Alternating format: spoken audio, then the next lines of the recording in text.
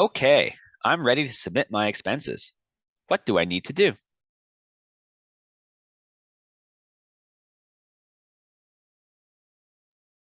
You will see a document included in your new family paperwork package titled Child Funding Reimbursement Form. This 4-page document is what you need to complete and send to us in order to begin processing your submission. You might have to fill out some or all of each page depending on what you're submitting. The first page is called the cover sheet.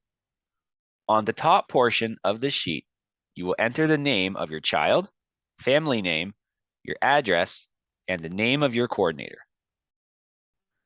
The next line contains 3 checkboxes, which lets you choose which funding contract your reimbursement should come from. The options are Special Services at Home, or SSAH, Enhanced Respite MFTD, and Other. You will want to check the SSAH funding box, unless you are utilizing additional funding sources set up for you by Extend-A-Family. If you are not sure which funding box to select, please ask your coordinator. The lower portion of the cover sheet indicates where the reimbursement should be directed to. You can have funding reimbursed directly to you by selecting option A, or to specific individuals or agencies via direct billing by selecting options B, C, or D. If you're not sure how to do so or where the funding should be sent to, please contact your coordinator. On the right side of this section, you will see a column where the amount to be reimbursed should be filled in.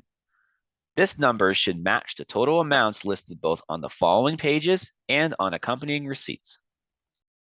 Receipts, invoices, or supporting documents need to be sent in with your submission pages. This allows us to verify that the expense falls into an eligible date period and expense category. The only exceptions are for respite and light housekeeping, where only a signature is needed. Please reach out to your coordinator if unsure.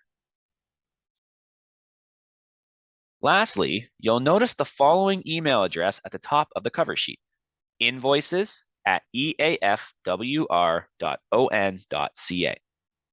This is our centralized email address designed to handle expense submissions. Please submit expenses using this email to ensure a timely submission.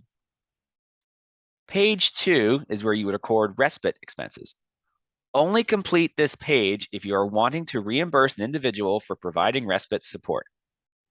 Each row represents a separate support visit. For each row, please fill in the date support was provided, how many hours, the hourly rate of pay, total expense, support provider's name, contact phone number, and their signature. Do this for each support visit and total up the amount of hours and money to be reimbursed at the bottom. That is the amount that will be reimbursed. What hourly rate am I supposed to use?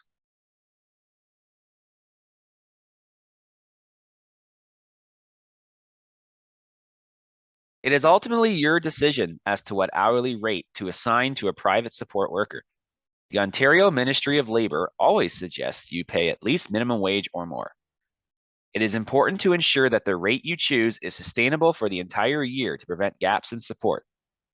Your coordinator can assist you with creating a funding budget with you and your worker. It is also important to note that private respite workers are considered independent contractors.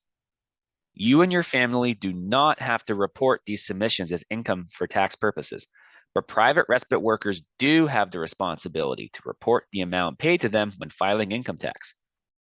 This might be something that plays into decisions around what the hourly rate will be. Page 3 is where you enter expenses related to programs, memberships, light housekeeping, or yard work.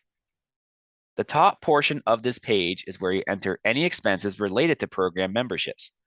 This includes, but is not limited to, music lessons, sports programs, gym memberships, community organization dues, and much more. If your child is enrolled in any recreational programming or has a membership with a regular fee, your SSAH funding can be used to reimburse the cost to you. The bottom portion of this page is where you enter any light housekeeping and yard work expenses. Light housekeeping is classified as basic services done to help maintain the upkeep of a home's interior and exterior. This includes interior house cleaning, grass cutting, snow shoveling, and leaf raking. It does not include home renovation projects, major landscaping, or deep cleaning. Please contact your coordinator to confirm whether a cleaning expense is eligible. Page 4 is where you enter any expenses related to camps. This final page is where you enter any expenses related to camp fees and related charges.